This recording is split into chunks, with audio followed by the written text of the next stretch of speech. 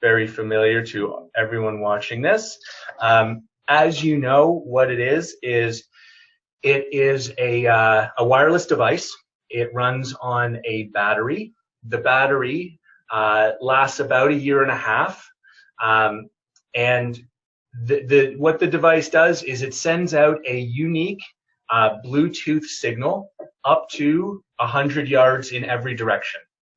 And what makes this device so amazing is we've been able, through some pretty creative software development, we've been able to cause a notification to appear on any Android phone within 100 yards of one of our devices. And that notification can say pretty much whatever the owner of this device wants it to say.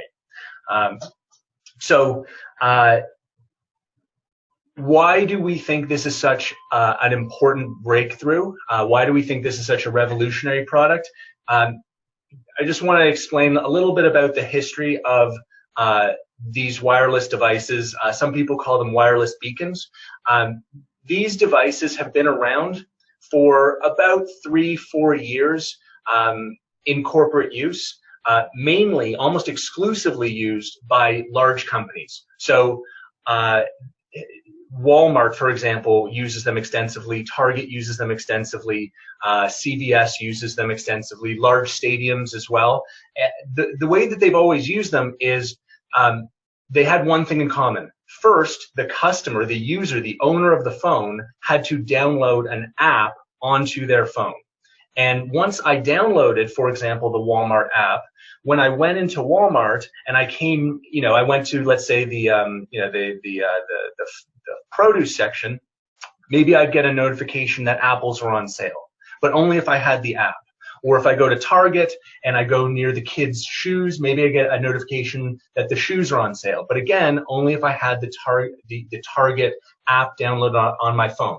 So that was fine for the big companies, but it excluded the 150 million small business owners out there in the world today. And it excluded them for two really, really important reasons. First, you had to build an app. So you had to invest $10,000, $20,000, $30,000 into building an app. And for many business owners, the cost was just too high. But that's actually not the most important reason. The most important reason why small businesses weren't able to use this technology was relevance. I don't know about you, but I've got more than enough apps on my phone. I'm kind of tired of new apps, and I'm certainly not going to download an app for a restaurant that I only visit, twice a year. I'm just not going to do that.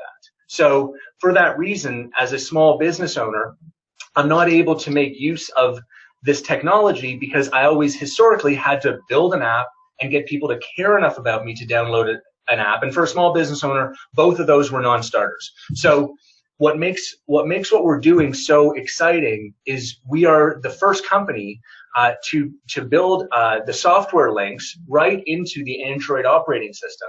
And so now anyone with an Android phone within 100 yards of our device can now receive a notification without downloading an app. There is no app required in order to receive a notification from one of our devices. So all of a sudden, small businesses can promote themselves to the 1.5 billion Android users out there. And by the way, Android in North America represents about 60% of the smartphone market. So that's Samsung, that's LG, that's HTC, a lot of Blackberries. It's 60% of the North American market. It's 88% of the worldwide market. So you're talking about the majority of smartphones out there. And all that, to receive one of our messages, all that the phone needs to do is have their Bluetooth turned on, which is today about 70% of phones have Bluetooth on. So I don't want to set the expectation that this works on every phone every time, because it doesn't. But it will work on 60% of phones, Android phones, as long as they have Bluetooth on, which is 70% of the time. So roughly half the phones in any given situation will receive notifications from us, which we think is pretty amazing. one important thing about where the notifications appear is this. Our goal is not to annoy anyone. We don't want to be perceived as spam. We certainly don't want people to turn off these notifications. So our notifications do not cause the phone to vibrate. They don't cause the phone to ring. Okay. What they do is they will appear in the notification section of the Android phone.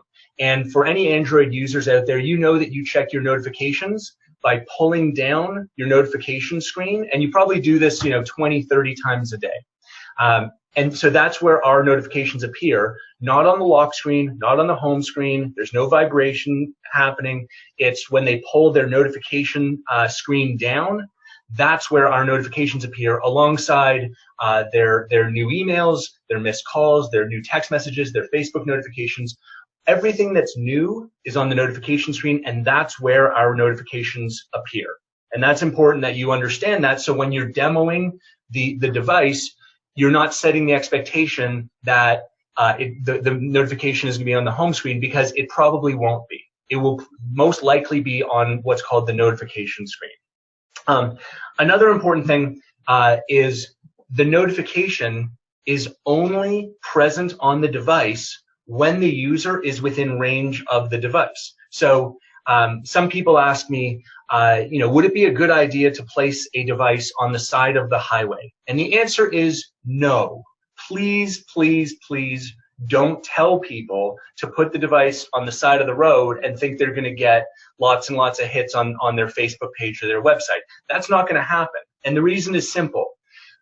As I said, the notification is only present when the phone is within range of the device. So if someone's driving at 70 miles an hour down the highway and they whiz by the device, the notification will be there for a split second, but then it'll be gone. It won't be there when they get home. So what you want to do is you want to encourage people to use the device in a way that will actually cause people to see it on their phone. So what we recommend is keep a device on your keychain, and that way when you're at the coffee shop, at the restaurant, when you're riding the subway to work, when you're out at a football game, places where people are looking at their phones, that's where you're going to get the most bang for your buck.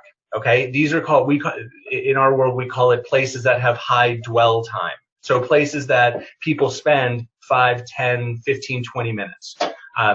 That's what's going to generate the most action, the most clicks on the device, not placing it, like I said, on the side of a highway.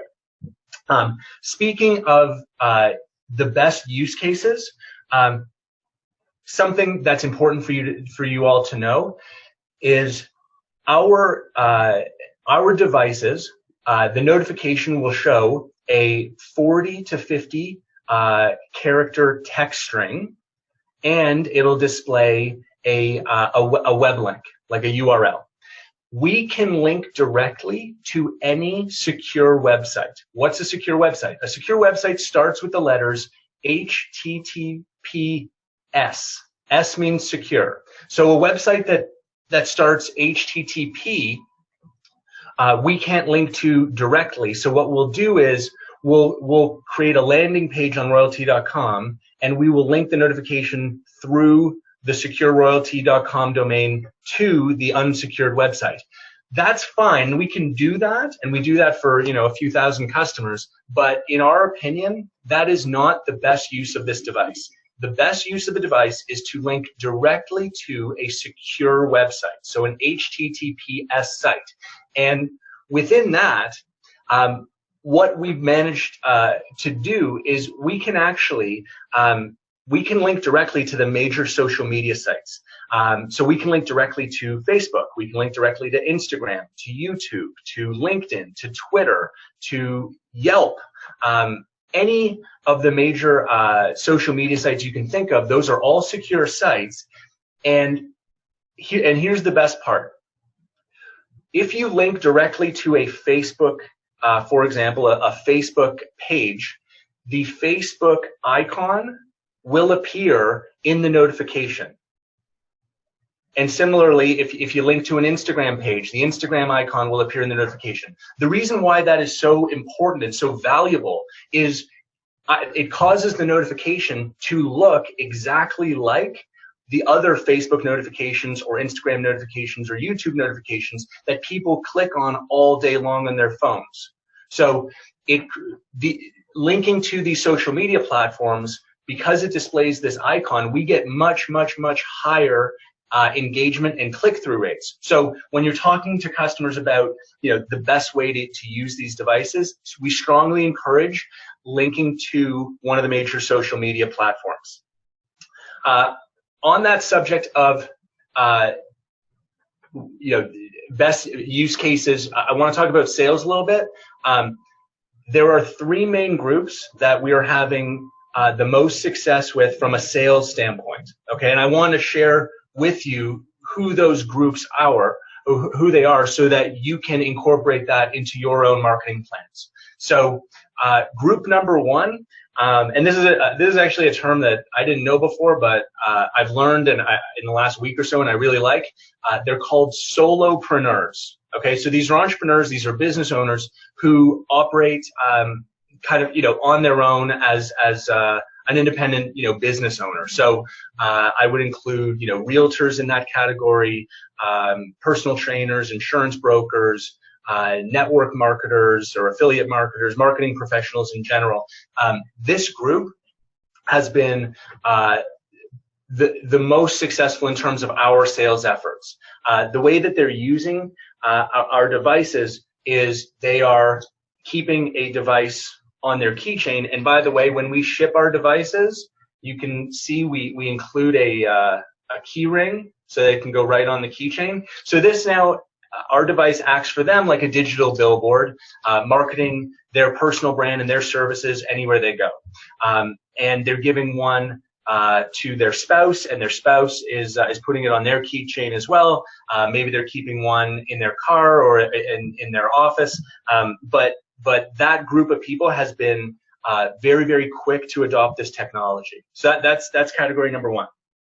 Category number two is the storefront business owner. So restaurant owners, salons, fitness clubs, stores, boutiques. Now, the way that we present this product to the storefront business owner, we don't emphasize the idea of like using this device to bring people off the street. That's fine. There's nothing wrong with that per se, but we don't think that's the best use case for our technology with this customer group. The way that we present it to them is we say, think of this as a way to upsell all of the customers that are already on site on something that you want them to buy from you, or something that you want them to engage in. So, it could be a restaurant owner asking people to leave a review of their restaurant while they're sitting at their table. It could be a restaurant owner saying, hey, we've got half-price appetizers during the football game. It could be a salon owner. You know how people are constantly on their phone when they're in the salon, letting people know that today is $20 off shampoo or hair products or whatever. So a great way to upsell your existing customers on other offers that you want your customers to take advantage of. So that's the storefront business owner. The third category is the mobile service professional. So this could be anyone from contractors to plumbers to roofers to anyone who when you think of their primary business, it happens out of a truck. They're not generally the most sophisticated when it comes to marketing. Their marketing often consists of just the phone number on the side of their truck, and that's about it. So to be able to add a device that they can bring on site with them that can link passersby to a website, pricing information, click here for a free estimate on remodeling your home, whatever the case may be. That's the third category that we've had a lot of success with. So having spoken about that, I want to spend a couple of minutes talking about troubleshooting.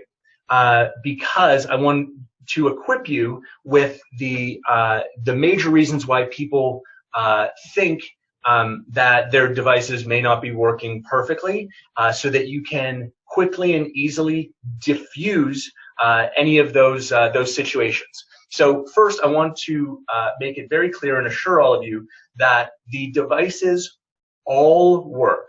We wouldn't ship them from our office without testing them very, very carefully. So when they leave our office, the battery is fully charged, the devices are fully tested, the devices definitely work.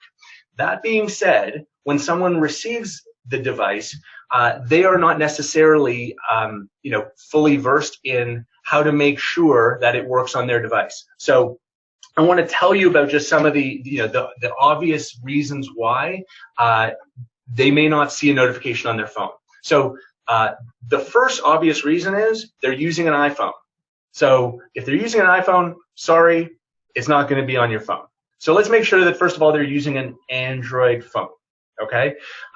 Once we've confirmed that it's an Android phone, please confirm that their internet is turned on. And the way to do that is obviously just go to like any website, google.com, for example.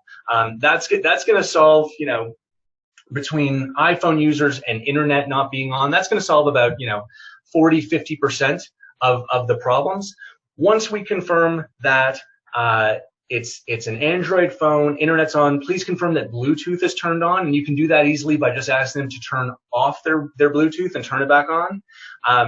Then let's make sure that we're looking in the right place for the notification. As I said at the beginning, the notification is not going to be on their lock screen. It's not going to be on their home screen. The notification is going to be on their notification screen, which any Android user knows. On virtually all models of phone, you pull down from the top. That's where the notification is. Okay. So now with these few tips, we've now addressed about 98, 99% of problems people think that they have. There are two other possibilities to address the last kind of 1 or 2%. One possibility is that they're using a very old Android phone, so something from before 2014, and they haven't updated their software in the last like 3-4 years.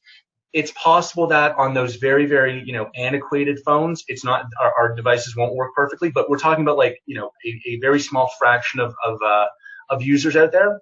And the last possibility is, for some reason, they've decided, for personal reasons, to jack up their privacy settings so that no notifications come in from anything.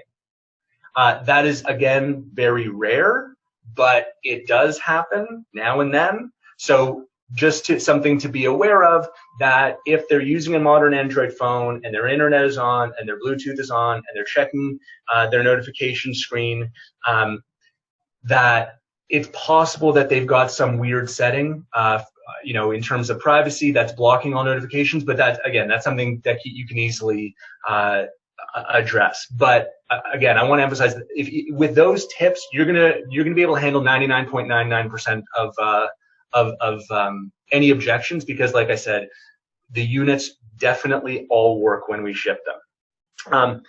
So that's troubleshooting. I want to just touch on sales just a little bit more. I've been in sales for a number of years, and my belief around about sales is whatever the product is, people make an emotional decision about it quickly, and then we use our logic and our rational mind to justify the emotional decision that we've already made. So because of that, I really believe in creating, I'll say an emotional response, but I don't mean like I'm not telling stories that are going to bring tears to people's eyes. What I mean is I want to tell them something that is, I want to tell them an amazing story about a product, like a true story about, something that one of our other customers experienced, to make them think in their head, wow, that's pretty cool.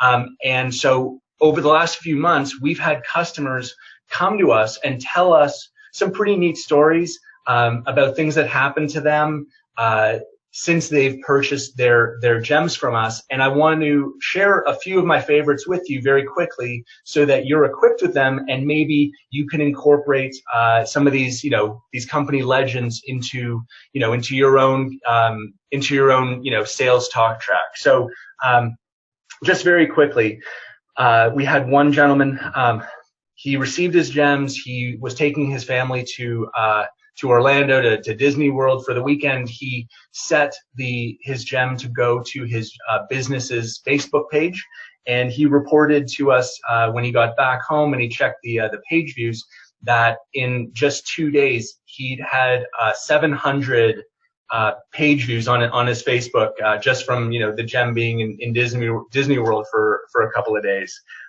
We thought that was pretty cool. Another cool story is there's a couple, a husband and wife, who brought, well, they were going to like a network marketing conference here in Toronto, and the rule at the conference was you weren't allowed to market anything to the other attendees. It was sort of like a marketing safe zone, if you can think of that, I guess.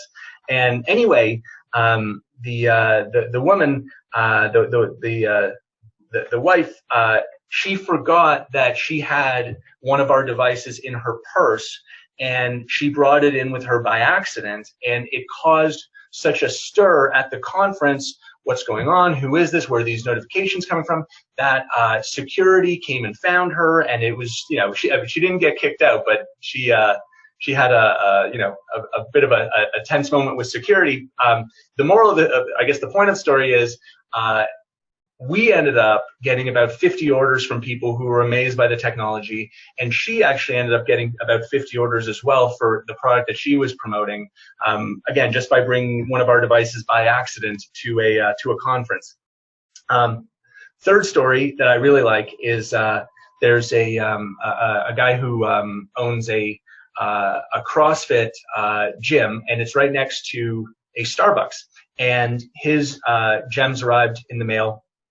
And he had his gems set to forward to a YouTube video that he wanted to share. And he received the gems, he activated them, and then he went next door to the Starbucks to get his coffee. And when he went to get his coffee, he told us that he saw 3 people at 3 different tables all watching his YouTube video at the same time. So again, we thought that was pretty cool.